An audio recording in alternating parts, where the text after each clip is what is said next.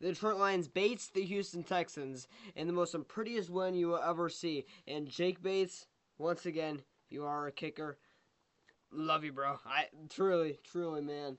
He is now, I believe, 13 or 14 for 14 on field goals in his NFL career, and has only missed one extra point. He hit a 58-yard field goal, which is the longest field goal that has been made by a Detroit Lions kicker since Matt Prater, I believe, in 2019. And the longest field goal prior to this, after Matt Prater left, was Michael Badgley's 54-yard field goal last year in the playoffs. So shout out to Jake Bates, man. Hit another game-winning field goal. That's his second game-winning field goal as a Detroit Lion. So shout out to Jake Bates. I mean, that's legitimately all I have to say. He was by far the best player of the day. Matter of fact, while I'm at it real quick before I forget about it, my top 5 players of the game, because I forgot to do it the past couple of weeks, is Jake Bates, Jakey Bates, Jake the Leg Bates, Jakatron, and 52 yard. So, shout out to Jake Bates, man. That's my top 5 players of the game. Leave your thoughts in the comments down below if you agree or disagree. And let's go over the stats of the game like we always do here real quick. Jake Bates, it's unreal. Lions beat the Texans 26-23, moved to 8-1, the best start to the Lions season since 1954. The Texans fall to 6-4. This game was horrible, really. In the first half, it was horrendous. It reminded me a lot of the Baltimore game last year and the Packers game at Thanksgiving last year, and a little bit of the Bucks game this year. Jared Goff, probably the worst day of his career. Only 50% completion percentage, 15 for 30, 240, 2 touchdowns, 5 interceptions. That is a career high for him. The record amount of interceptions in a single game was 7. He had 3 in the first half. He was definitely on pace to beat the interception total record in the single game. He was able to turn things around, though. Overall, he played a very good fourth quarter, but the first 3 quarters were horrendous. I mean, he looked like Nate Sudfeld or, what's the guy's name? Can't even think of it. Tim Boyle. But he was able to turn things around, but it still was probably the worst game of his career. But and anybody who's just gonna start hitting Hooker, no, no, gonna move on. You're delusional. I'm not even gonna lie. You're absolutely delusional if you think that. It's Jared Goff. He's going to bounce back, all right? We've seen this before when he's had a bad game. Jahmyr Gibbs. Even though the stat line might not be impressive, he was really good today. 19 carries, 71 yards, 3.7 yards per carry. Now, even though, again, the stat line doesn't show a lot, he was very good. Broke away a lot of big runs. Now, he did get stuffed and go backwards on a couple of runs. I don't know why he ran backwards on a couple of them. Should have just went down or ran out of bounds. So it cost him some yards there. But he overall played a very good game. Montgomery, once again, had a little bit of a lackluster day. 12 for 32, 2.7. Did have a touchdown, though. That's, I believe, his first touchdown within the past 2 games. Sam Laporta led us in receiving, 366 and a touchdown. Let me pull this up real quick before I forget about it as well. Sam Laporta got hurt, I believe, in the late 3rd quarter or at the beginning of the 4th quarter. Tried to come back in, however, he could not finish the game. This is according to Justin Rogers. Sam Laporta declined interviews, but was the last one out of the locker room after needing x-rays.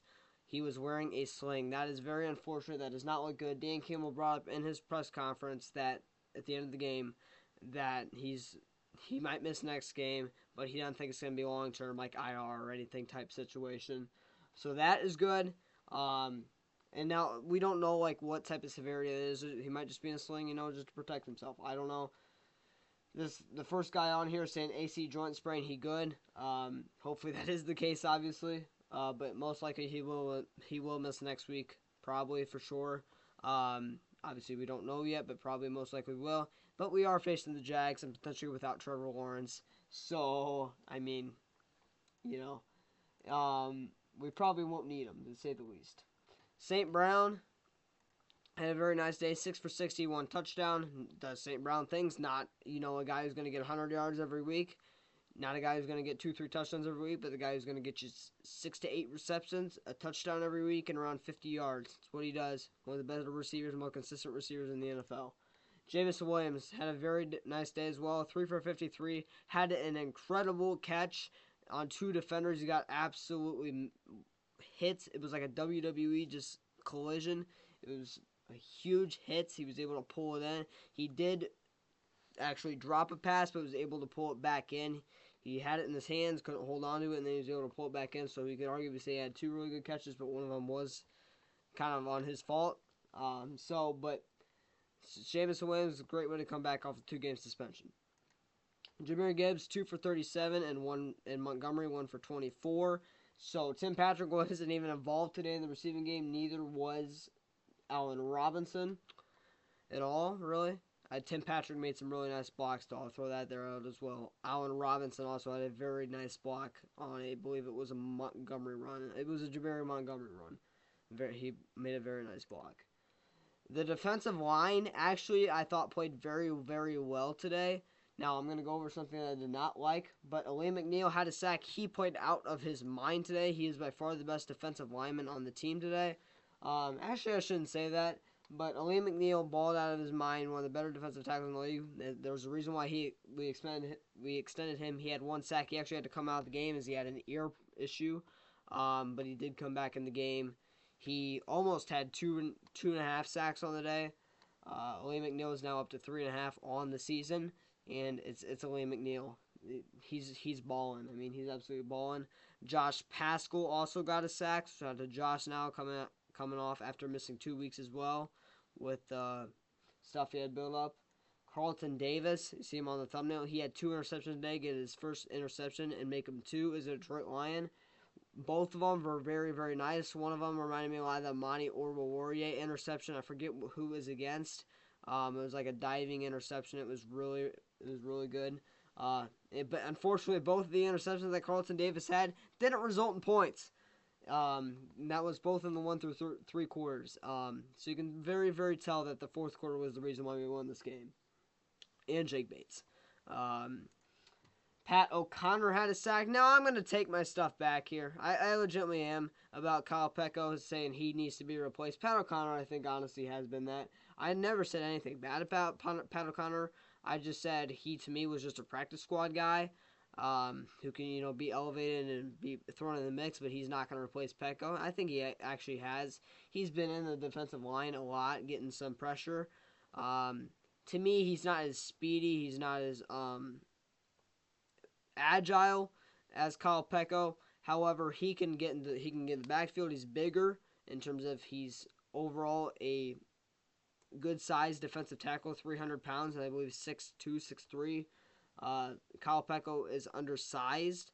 However, he's just a very good defensive tackle. So I think Pat O'Connor's done a very nice job actually replacing Kyle Peko. So I take my stuff back, because if you watch Pat O'Connor's tape within the past 2 or 3 games here, he realistically could be up to 2 or 3 sacks on the season.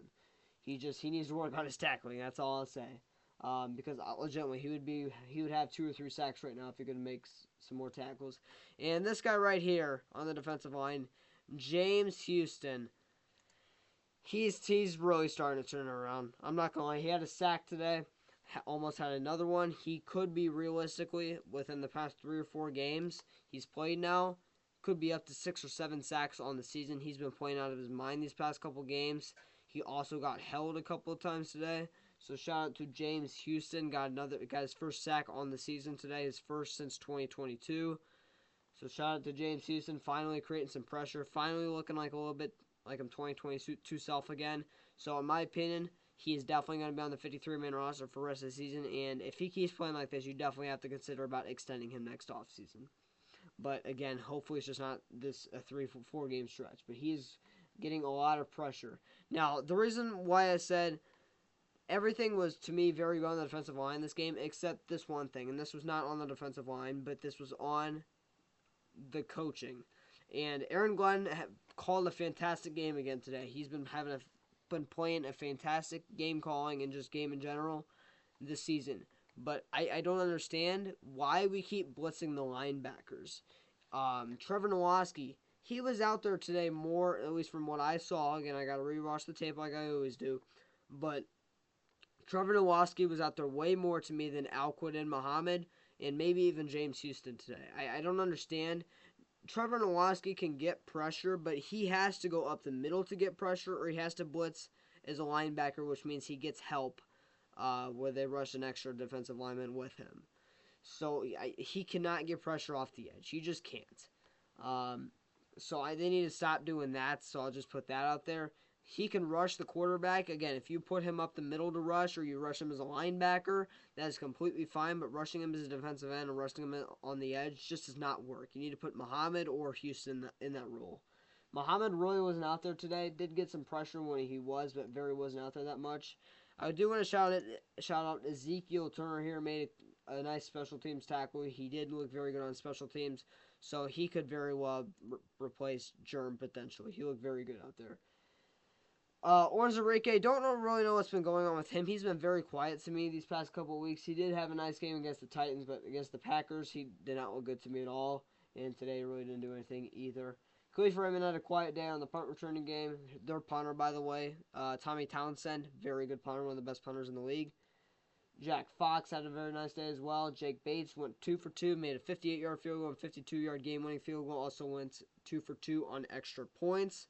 Now, it was crazy because I've never seen a kicker mess with the uprights as much as Jake Bates did. Actually, the game-winning field goal he hit, he chipped the upright and was able to get in. Like, you need, if you haven't seen it yet, watch all of Jake Bates' games this season and watch how many field goals, extra point attempts he has got that have gotten within a foot next to the goalpost. It's to the upright. It's unreal.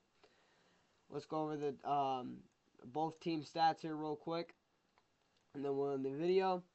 Total yards for the Lions, 345 to 248 to the Texans. 240 passing yards for us, 192 for the Texans. 105 rushing yards to 56. Our run game was very good today against Joe Mixon. Our run D is legit. It truly is. If we can get our pass rush going with Zadarius Smith playing, he was out this week, unfortunately. And I thought that was going to be a big issue at first because we really weren't creating any pressure. But after about the first quarter or two, we really started to get pressure with Houston and McNeil. But we were able to hold Joe Mixon to, I believe, under 2 yards a carry. Matter of fact, let me check here real quick if we did, because I'm pretty sure we did.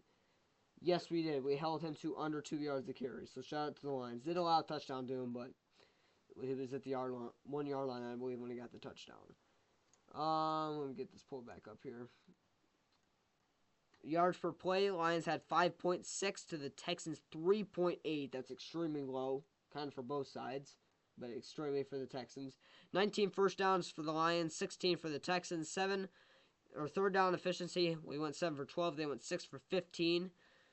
Fourth down efficiency, no team attempted a fourth down.